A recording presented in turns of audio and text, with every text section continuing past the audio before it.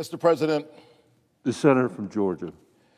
Mr. President, I rise today to join my colleagues, Senator Brown, Senator Booker, you, Senator Bennett, in shining a bright spotlight in the tragedy of child poverty and what the Senate needs to do and can do to eliminate poverty permanently, child poverty across our country. Someone has said that children are the casualties of every age. And so while this is a long-standing problem, the fight could not be more urgent as countless families work to pull themselves out of the economic misery caused by a once-in-a-century pandemic. This pain is felt all across our country. But as we talk about the issue of child poverty, this is not theoretical. For me, it is personal. I grew up in public housing, one of 12 children in my family. I'm number 11 and the first college graduate. I stand here today as a United States Senator, but I am the product of good federal public policy and good public schools. I know that what we do in this chamber makes a difference in the lives of families and in the lives of all of our children. My life's journey is a testament to the promise of our country, the greatest country on earth. When we make the necessary investments in our youth and enable them to thrive. As a pastor, I speak to young people all the time, and I often go back to my hometown of Savannah, Georgia, and communities all across Georgia, like the neighborhood where I grew up in. And in my efforts to inspire children who are struggling, I tell them that your parents' income does not have to determine your outcome. It's not where you start, it's where you end up. Now, that's what I say to them, and I believe it, because they need to be inspired to give it all that they've got. But the truth is, when I tell them that their parents' income does not determine their outcome, that is not based simply on what they do, but on what we do. That has to be made real through good public policy. And that's why I am so proud to work with my Senate colleagues.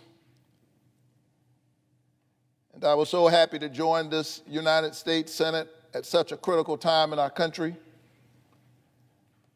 And in a moment when we, buoyed by the people of Georgia who made a historic choice, our majority enabled us to pass the American Rescue Plan. Over the past year, we've seen how the consequences of COVID-19 and the economic turndown that followed it have both illuminated and exacerbated so many of the longstanding disparities that have challenged Georgians, Americans, people everywhere. And we know that low-income families and children especially have not only not been spared, but have in many ways suffered more than most. Children, the casualties of every age. According to data from the Center for American Progress, we know that nearly 1 in 5 children in Georgia was living in poverty last year. Think about that, nearly 1 in 5 children in poverty in the middle of a pandemic. It's tough enough to live in poverty,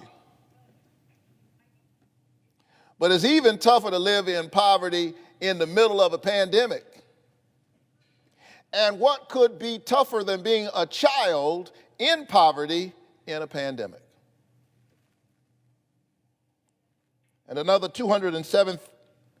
15,000 of those children live in what we could call extreme poverty in the United States. Stock market soaring, children struggling. And no relationship between what's happening on Wall Street and what's happening on their streets. It's our job to make it true when I say to them that their parents' income need not determine their outcome.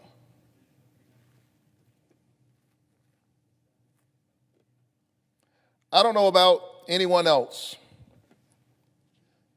but I think that these high rates of child poverty are unacceptable in the greatest, richest country on the planet.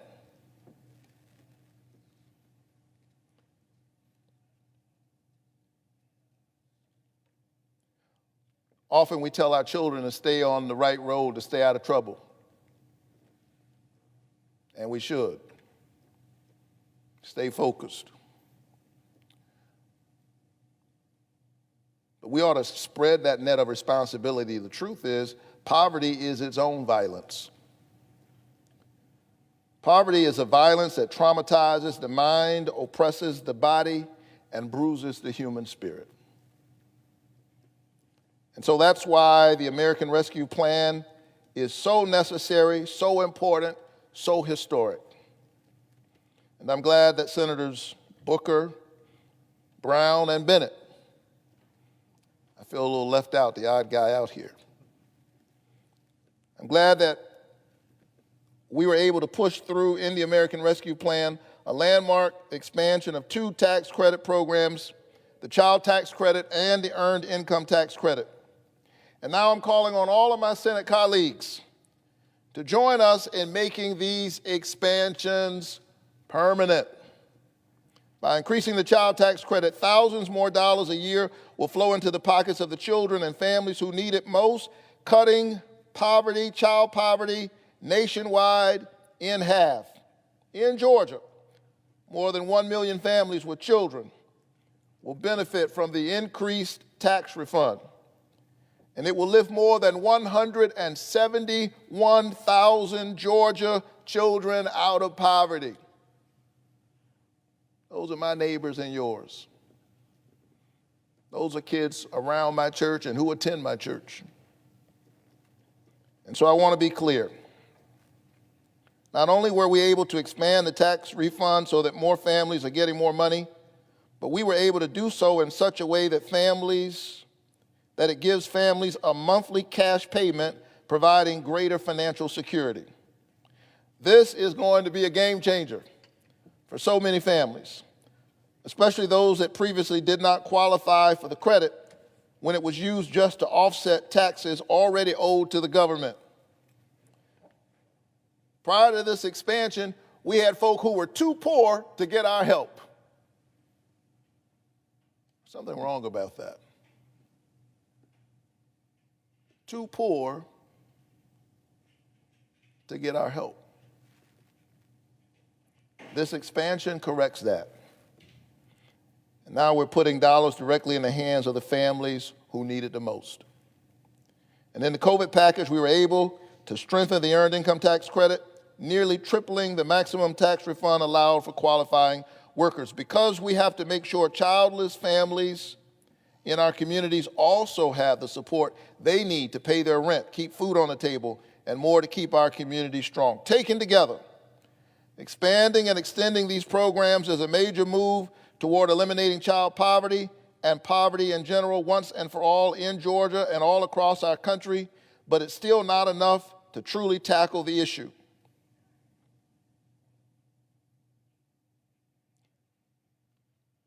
We've included this in the American Rescue Plan.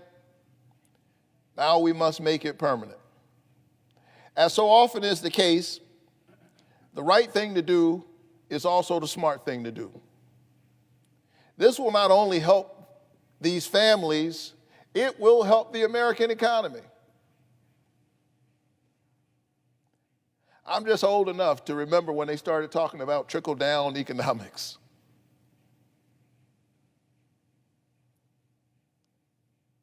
I know some communities where they've been waiting for decades for that trickle. Hadn't trickled down. It's trickling up.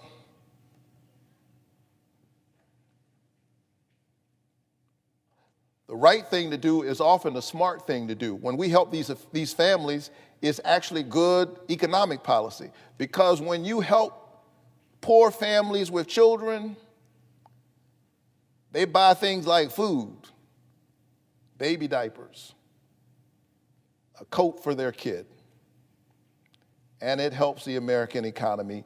The right thing to do is the smart thing to do, and if Congress can slash child poverty for 1 year, why wouldn't we or shouldn't we do it once and for all?